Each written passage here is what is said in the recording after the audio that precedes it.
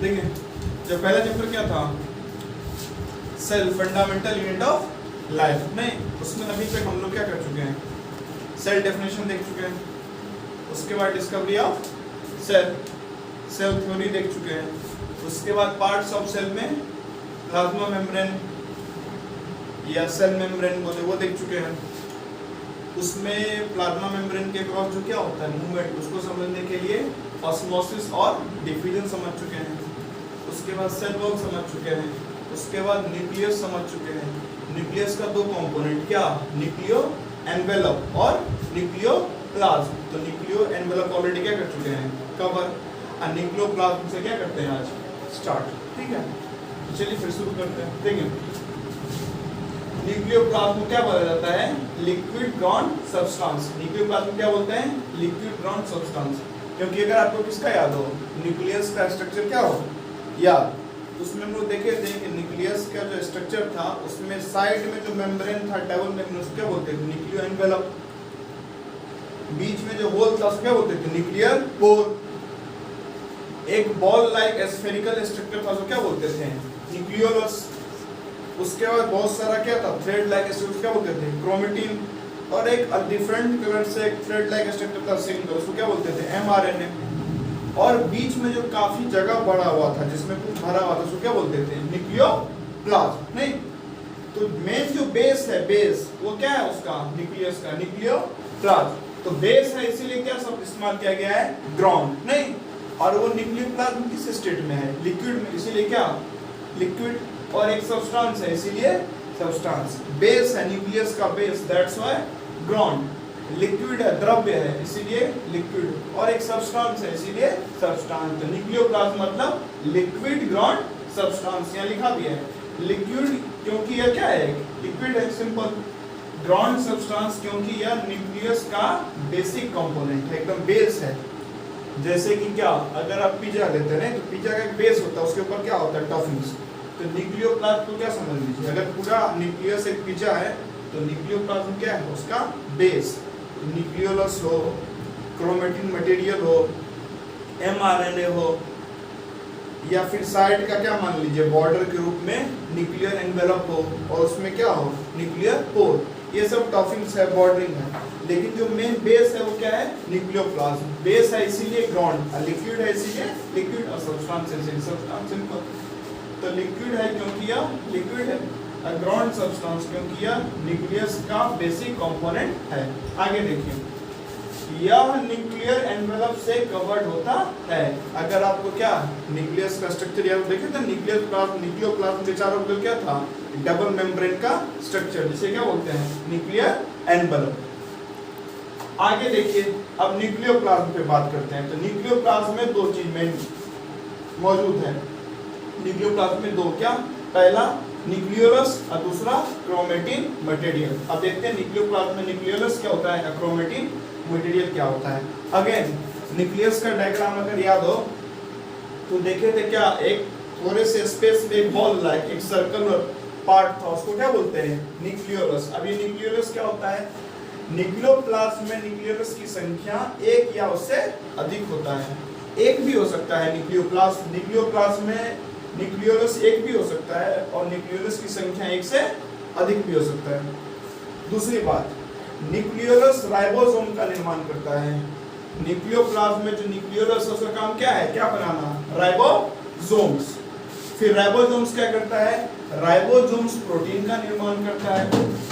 तो न्यूक्लियोलस जो किसमें मौजूद है, न्यूक्लियोप्लाज्म में, उसकी संख्या एक भी हो सकती है और उससे अधिक भी हो सकती है। न्यूक्लियोलस क्या बनाता है, न्यूक्लियोलस बनाता है राइबोसोम, और राइबोसोम क्या बनाता है, प्रोटीन, ठीक है ना। ऐसे स्ट्रक्चर्ड वे में बार बार अगर क्या करिएगा पढ़ के रिकॉर्ड अपने दिमाग में रिकॉल करिएगा तो चीजें स्ट्रक्चर वर्ड में अपने आप स्टोर हो जाएगी। अब आते हैं कि क्रोमेटिन मटेरियल क्या होता है, तो आपने देखा होगा क्या, क्रोमेटिन मटेरियल ऐसे समझिए, एक धागा लीजिए, ठीक है, धागा को आराम से जमीन पे छोड़ दीजिए, तो वो कुछ इस प्रकार से क्या हो जाएगा, यहाँ पे जमीन पे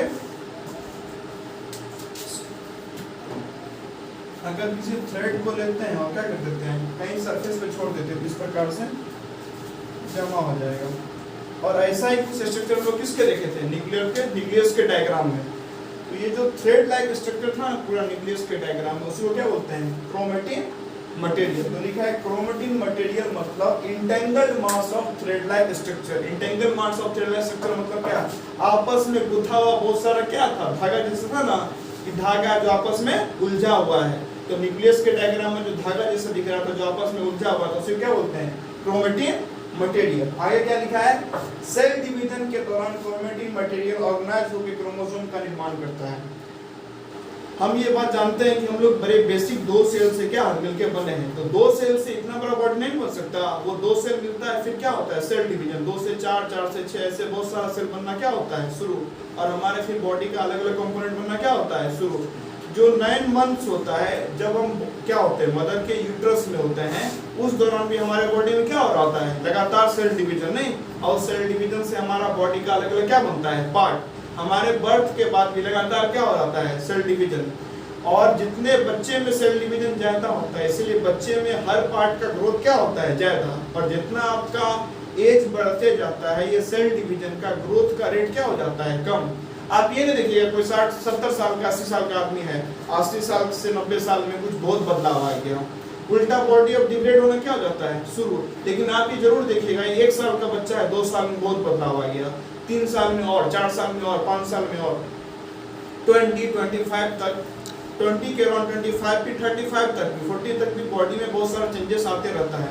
लेकिन फिर 50, 55, 60 के बाद जाके बॉडी में बहुत ज्यादा चेंजेस नहीं आता, फिर बॉडी एकदम डिग्रेड करने लगता है। तो सेल डिवीजन होता है। तो जब सेल डिवीजन होता है ना, तो आप न्यूक्लियस में जो क्या देखे थे? पूरा थ्रेड लाइक स्ट्रक्चर एकदम ऐसे से फैला हुआ था, वो सब क्या हो जाता है? ऑर्गेनाइज हो जाता है। मतलब बहुत सारा धागा क्या हुआ इस तरीके से,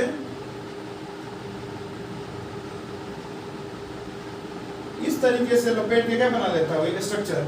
और उसी स्ट्रक्चर को क्या बोलते हैं? क्रोमोसोम। तो आगे हम लोग क्या करेंगे? इसी क्रोमोसोम के बारे में पढ़ेंगे। ठीक है, चल देखिए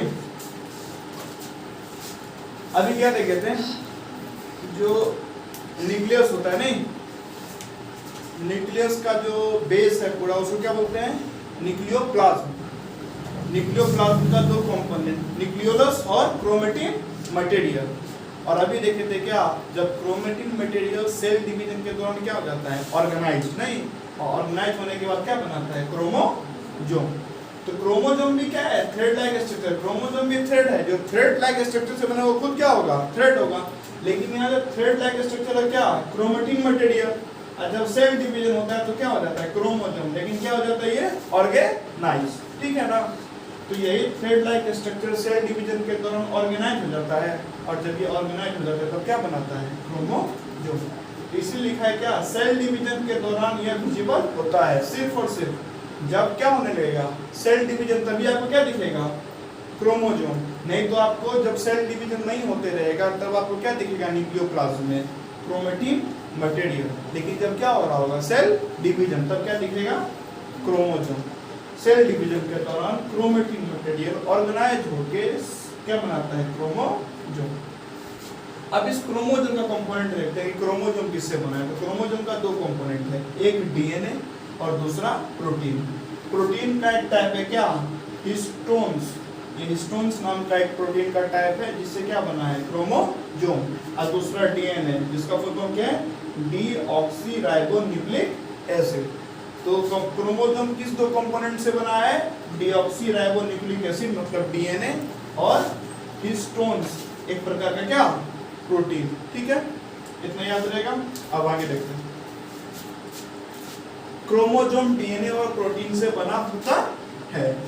अब डीएनए के बारे में समझें।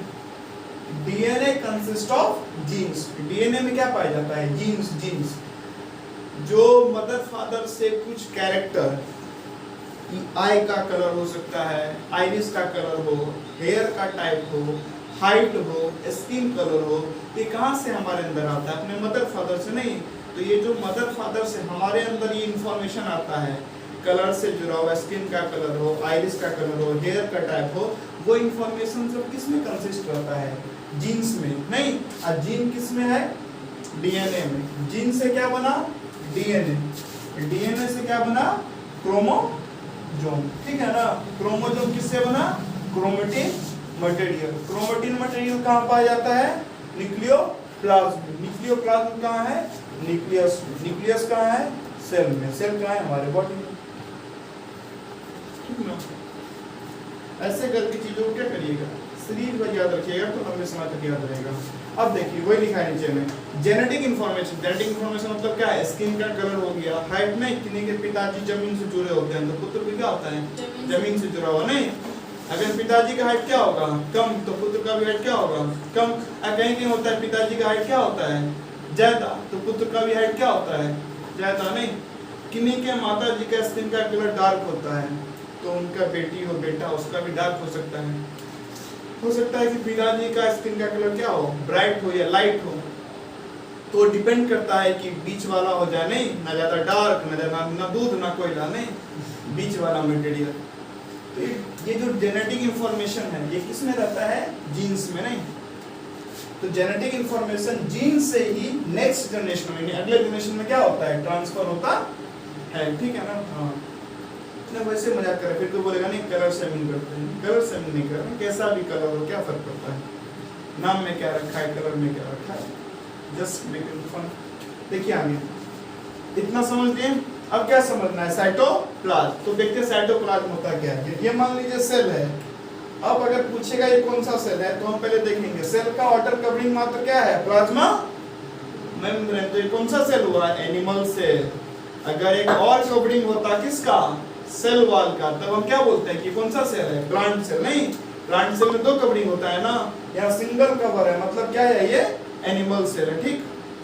तो देखिए साइटोप्लाज्म क्या होता है? ये सेल है, ये है न्यूक्लियस।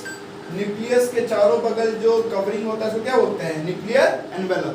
तो न्यूक्लियर एनवेलप और ये प्लाज्मा मेम्ब्रेन के बीच में जो मटेरियल है उसी को क्या बोलते हैं? साइटोप्लाज्म। तो वही लिखा है साइटोप्लाज्म प्लाज्मा मेम्ब्रेन और न्यूक्लियर एनवेलप के बीच में प्रेजेंट होता है, ठीक है ना। और ये जो साइटोप्लाज्म किससे मिलकर बनाता है? साइटोसोल। और इसके बारे में किसके बारे में? साइटोप्लाज्म के बारे में आगे देखते हैं, ठीक है। चलिए देखिए अभी क्या समझते हैं कि साइटोप्लाज्म कहाँ प्रेजेंट होता है? न्यूक्लियर एनवेलप और सेल मेम्ब्रेन के या प्लाज्मा मेम्ब्रेन के बीच में। नहीं, उसके बाद आगे देखते हैं क्या है। साइटोप्लाज्म साइटोसोल से बना होता है। साइटोप्लाज्म किससे बना होता है? साइटोसोल। अभी साइटोसोल किससे बना होता है वो देख लेते हैं। पहली बार साइटोसोल क्या कहा जाता है? साइटोसोल को कहते हैं हम लोग aqueous ground substance of cytoplasm. Aqueous क्यों? क्योंकि साइटोसोल में एक्वस जहां वहां आता है ना, जहां क्या होता है? वाटर। वहां एक शब्द आप देखिए क्या? एक्वस। साइटोप्लाज्म किससे मिलकर बना है? साइटोसोल से। साइटोप्लाज्म कहां प्रेजेंट होता है? न्यूक्लियर एनवेलप और सेल मेम्ब्रेन के बीच में। साइटोसोल में ये साइटोसोल को aqueous ground substance of cytoplasm क्यों बोलते हैं? पहली बात, साइटोसोल में क्या प्रेजेंट होता है? मिनरल्स, विटामिन्स और बहुत सारा चीज, लेकिन उसके साथ में क्या? बहुत सारा वाटर। और जहां वाटर प्रेजेंट रहेगा इसीलिए वो सब क्या आया है? एक्वस। नहीं, एक्वस सॉल्यूशन मतलब जिस सॉल्यूशन में क्या है? वाटर है। एक्वस मीडियम मतलब वो वहां पे क्या प्रेजेंट है? वाटर, ठीक है ना। हाँ, तो एक्वस क्योंकि मिनरल विटामिन्स के साथ साथ साइटोसोल में वाटर भी प्रेजेंट होता है, इसीलिए लोग साइटोसोल क्या बोलते हैं? एक्वस। फिर ग्राउंड सब्सटेंस क्यों बोलते हैं? तो देखिए पूरा जो क्या है साइटोप्लाज्म तो किससे मिलके बना है? साइटोसोल। जैसे कि पूरा क्या था? न्यूक्लियस। न्यूक्लियस का जो मेन बेस क्या था? न्यूक्लियोप्लाज्म। नहीं, तो हम लोग न्यूक्लियोप्लाज्म क्या बोलते थे? ग्राउंड सब्सटेंस है। नहीं, वैसे सेल जो अगर पूरा कंसीडर करिएगा तो सेल का पूरा बेस क्या है? साइटोप्लाज्म। और साइटोप्लाज्म किससे मिलके बना है? साइटोसोल। तो साइटोप्लाज्म एक बेस है सेल का, जिसके ऊपर क्या है? बहुत सारा टॉपिंग्स के रूप में क्या है? सेल ऑर्गेनल्स है, न्यूक्लियस है और भी चीजें हैं। और साइड में एक बाउंड्री के रूप में क्या है? Cell membrane. और अगर प्लांट सेल है तो एक एक्स्ट्रा बाउंड्री है क्या? सेल वॉल का। तो ये बेस प्रोवाइड करता है, इसीलिए क्या बोलते हैं इसको? ग्राउंड सब्सटेंस, ठीक है ना। तो ग्राउंड सब्सटेंस जहां भी आएगा समझ जाइए क्या है? बहुत ज्यादा मात्रा में प्रेजेंट है। नहीं, और एक बेसिस है, एक बेस दे रहा है। जैसे कि न्यूक्लियोप्लाज्म क्या है, ग्राउंड सब्सटेंस, क्योंकि न्यूक्लियस में आप देखिएगा ना तो सारा मटेरियल किसके अंदर प्रेजेंट है, न्यूक्लियोप्लाज्म के। वैसे सेल में सारा मटेरियल किसके अंदर प्रेजेंट है, साइटोप्लाज्म के। और साइटोप्लाज्म किससे मिलके बना है, साइटोसोल से, इसीलिए साइटोसोल क्या बोलते हैं, ग्राउंड सब्सटेंस ऑफ साइटोप्लाज्म। तो ग्राउंड सब्सटेंस क्योंकि एक बेस प्रोवाइड करता है, एक आधार देता है जिसके ऊपर पूरा पनपा हुआ है। अब देखते हैं साइटोसोल में सेल ऑर्गेनेल्स प्रेजेंट रहता है। हम लोग जो क्या बनाए थे, फर्स्ट क्लास लिए थे इसका, तो उन्होंने देखा था क्या, बहुत सारा सेल ऑर्गेनेल होता है ना, लाइसोसोम, एंडोप्लाज्मिक रेटिकुलम, माइटोकॉन्ड्रिया, ये सब सेल ऑर्गेनेल्स का प्रेजेंट होता है साइटोसोल में। ठीक, तो इतना बात आपको पता होना चाहिए किसके बारे में, साइटोप्लाज्म के बारे में। अब आते हैं नेक्स्ट क्या है, टाइप ऑफ सेल। नहीं तो सेल के भी दो टाइप पढ़ेंगे, एक होता है यूकैरियोटिक सेल और दूसरा क्या है, प्रोकैरियोटिक सेल। पहला यूकैरियोटिक सेल और दूसरा प्रोकैरियोटिक सेल। अब देखते हैं यूकैरियोटिक सेल का मतलब क्या है और प्रोकैरियोटिक सेल का मतलब क्या है।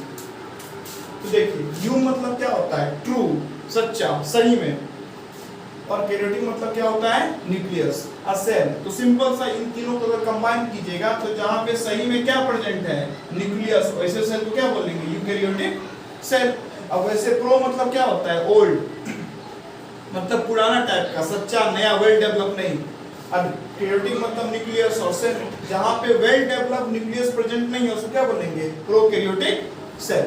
तो देखिए यू मतलब क्या हो गया, ट्रू, और कैरियोटिक मतलब क्या हुआ, न्यूक्लियस। तो यूकैरियोटिक सेल का मतलब ऐसा सेल जिसमें ट्रू यानी कि वेल डेवलप्ड न्यूक्लियस प्रेजेंट है, ठीक है ना। और प्रोकैरियोटिक, प्रो मतलब ओल्ड, डेवलप नहीं है, पुराना टाइम का है। हम पता है ना कि ह्यूमंस क्या किया है, समय के साथ इवॉल्व किया है। ह्यूमंस इवॉल्व मतलब सेल का इवोल्यूशन नहीं, हमारा बॉडी किससे मिलके बना है, सेल से मिलके बना है।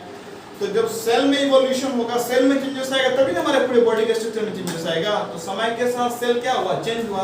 तो समय के साथ जब सेल में चेंजेस आया तो न्यूक्लियस भी क्या होने लगा, धीरे धीरे वेल डेवलप। नहीं, आप प्रोकैरियोटिक सेल में देखिएगा, प्रोकैरियोटिक सेल में आपको न्यूक्लियर एनवेलप देखने को नहीं मिलेगा, और यूकैरियोटिक सेल में क्या देखने को मिलेगा, न्यूक्लियर एनवेलप। जहां न्यूक्लियर एनवेलप प्रेजेंट है उसका मतलब क्या है कि न्यूक्लियस को एक शेप मिला हुआ है, नहीं, और जहां न्यूक्लियर एनवेलप मौजूद नहीं है लेकिन न्यूक्लियस का जो कंपोनेंट्स है, जैसे कि क्या मान लीजिए डीएनए वगैरह मौजूद है सेल में, लेकिन न्यूक्लियर एनवेलप नहीं है, तो वो डीएनए तो नॉर्मली पूरे सेल में प्रेजेंट होगा, नहीं, उसको एक क्या बोलते हैं, सेपरेटली एक न्यूक्लियस को एक प्रॉपर शेप नहीं मिला, तो वेल डेवलप्ड न्यूक्लियस नहीं है।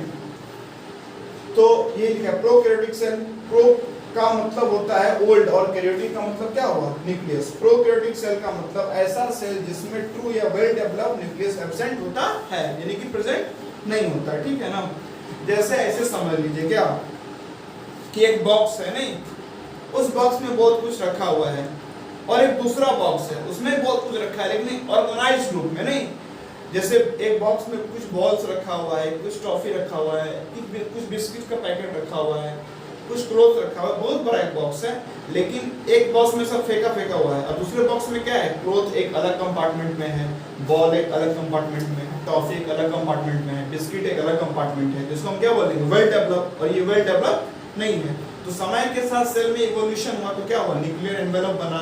न्यूक्लियस का कंपोनेंट न्यूक्लियर एनवेलप के अंदर होता है, कवर्ड होता है। ऑल सेल ऑर्गेनेल्स बने, सेल ऑर्गेनेल्स भी समय के साथ क्या हुआ, डेवलप हुआ, ठीक है।